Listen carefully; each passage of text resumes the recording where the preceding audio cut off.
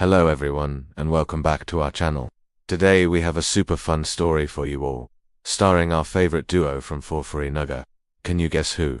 That's right, it's Motu and Patlu. So, let's dive into the exciting adventure of Motu Patlu and the missing samosas. One bright and sunny morning in the lively town of Furfuri Nagar, Motu was in an exceptionally good mood. He was walking down the street with a huge smile on his face, lost in a world of delicious thoughts. His best friend Patlu noticed his cheerful humming and couldn't help but ask, "Motu, my friend, why are you so incredibly happy today? You look like you've won the lottery." Motu's eyes twinkled as he rubbed his tummy. "Patlu, my brain may not work without food, but my heart knows when it's a special day. Today is the day. The famous John the Don has prepared his legendary Istre Special, super crispy samosas.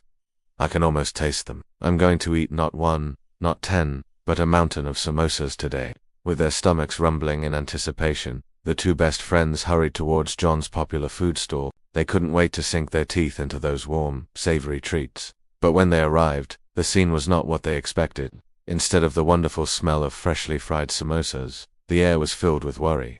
John the Don was standing with his hands on his head, looking completely distraught. His usually cheerful face was pale with panic. "Motu Patlu, something terrible has happened," he cried out. "It's a disaster, a catastrophe. Last night while I was sleeping, a thief came and stole every single one of my special samosas. They're all gone." Hearing this, Motu's dream of a samosa feast shattered into a million pieces. His happiness turned into fiery anger. He clenched his fists and his face turned red. "What, my samosas are stolen? Who would dare to do such a thing?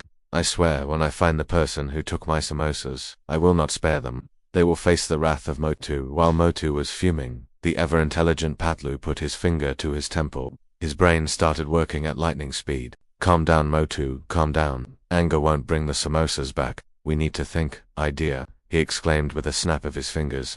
"Who, in Furfuri Nagar, loves food almost as much as you and has a mischievous side? I have a strong suspicion. I think our very own Inspector Chalu and his sidekick Jitu might be involved in this samosa heist." Motu's eyes widened. "Inspector Chalu, you think so?" Patlu nodded confidently. "It's the only logical explanation. Let's go find them and get to the bottom of this." And so Motu and Patlu transformed into detectives. Their mission to find the missing samosas and bring the culprit to justice. They began their search, looking behind bushes, peeking into alleyways, and asking everyone they met if they had seen the inspector. Their search didn't last long. As they were passing by a large banyan tree near the park, they heard a faint crunching sound. They tiptoed closer and peeked behind the massive trunk. And what did they see? It was Jitu, happily munching on a delicious-looking soup. And right next to him, with a guilty look on his face, was Inspector Chalu, surrounded by empty boxes that once held John's special samosas. They were caught red-handed. Motu pointed a finger at them. "Aha, so it was you, Inspector. How could you?" Inspector Chalu looked down at his feet, unable to meet their eyes. He sighed and confessed, "I'm sorry, Motu, but I was patrolling late last night and the smell of the samosas was just too tempting.